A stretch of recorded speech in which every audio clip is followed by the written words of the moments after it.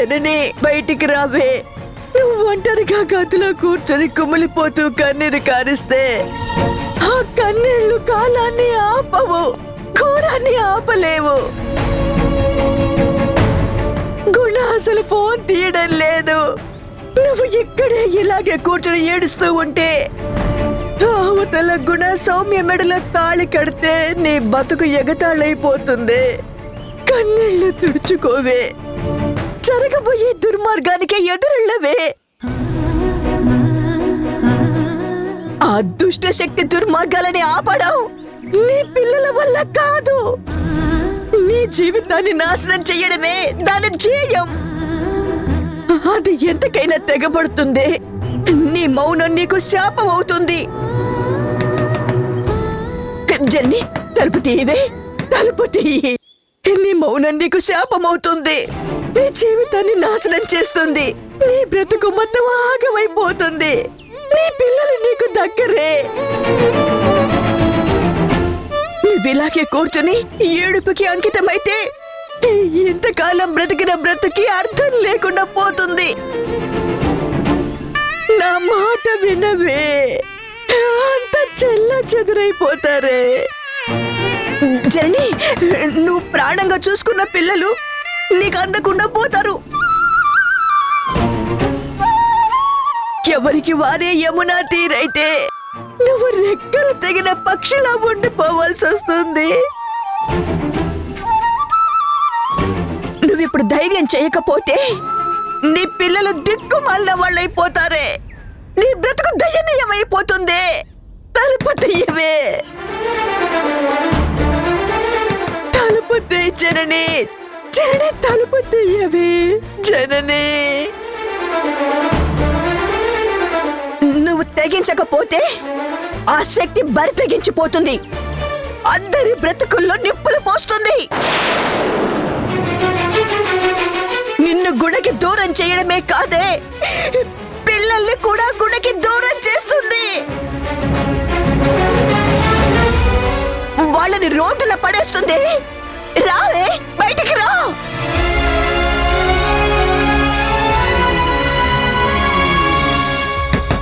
తలుపు తీయవే, రావే.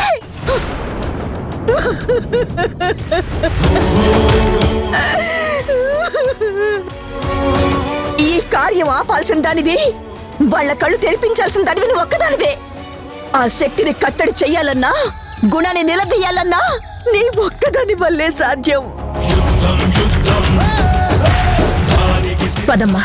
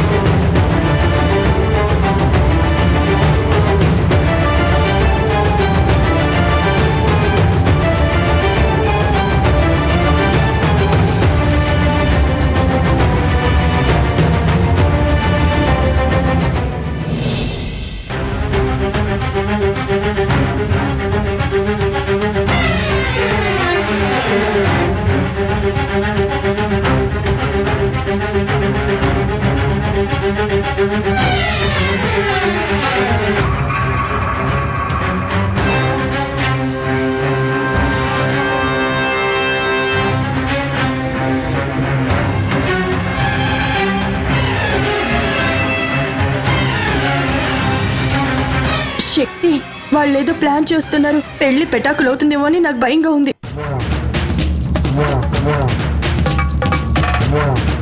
ఎన్నో చేసి ఇక్కడి దాకా తీసుకొచ్చాను కదా, ఇంకా నా మీద నమ్మకం లేదా? ఆ పిల్ల కుంకల వల్ల ఏమీ కాదు. నీ పెళ్లి బ్రహ్మాండంగా జరుగుతుంది. నువ్వు వాళ్ళ గురించి గాని పెళ్లి గురించి గాని భయపడాల్సిన అవసరమేం లేదు. ఇక్కడంతా సిద్ధంగా ఉంది. గుణ రావడమే ఆలస్యం. స్పీడ్గా మంత్రాలు చదివించేస్తా. జెట్ స్పీడ్గా వాడితో నీ మెడలో తాళి కట్టించేస్తా. అర్థమైందా? నువ్వేం టెన్షన్ పడకు, సరేనా?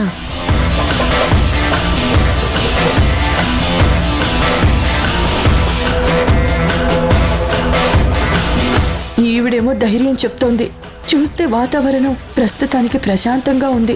ఇంత ఫాస్ట్గా అన్నీ జరుగుతున్నాయంటే ఏదో బ్రేక్ పడేలా ఉంది అని నా మనసు కనిపిస్తోంది. ఈవిడ పెళ్ళంటుంది, అసలు ముహూర్తం పెట్టే పరిస్థితి అయినా వస్తుందా? గురువుగారు, గురూజీ, ఏంటి నాయనా, మళ్ళీ ఏదైనా అపశకునం కోత కోస్తావా? నేను కూస్తే జరగదు, నేను జరగబోయేదే కూస్తా. దాన్నే సిక్స్త్ సెన్స్ అంటారు. ఏడ్చావులే, మళ్ళీ ఏంటి? ఏం అనుమానం వచ్చి చచ్చింది?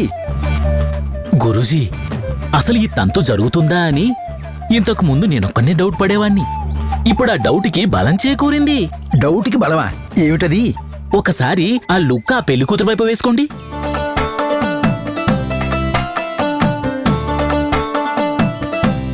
ఆమె మొహం చూసారా?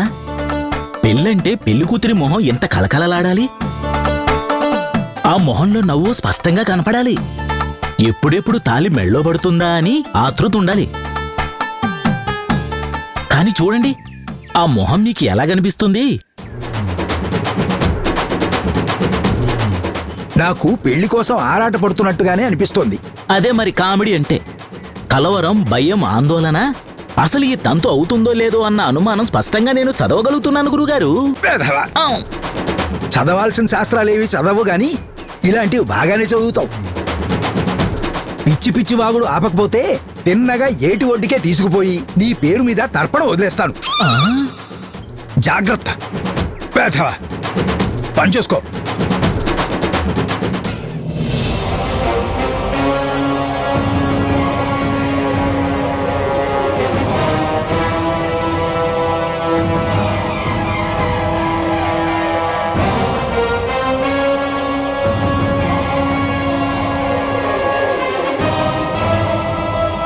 ఎలా అన్నయ్య? ఇంతవరకు వచ్చింది కదా, ఎలా ఆపుతావు అన్నయ్య?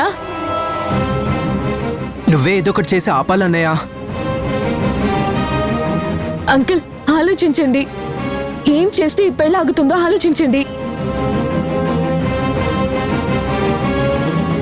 ఆలోచిస్తున్నా, దాని గురించి ఆలోచిస్తున్నా, కానీ ఏది బుర్రకు తట్టడం లేదు.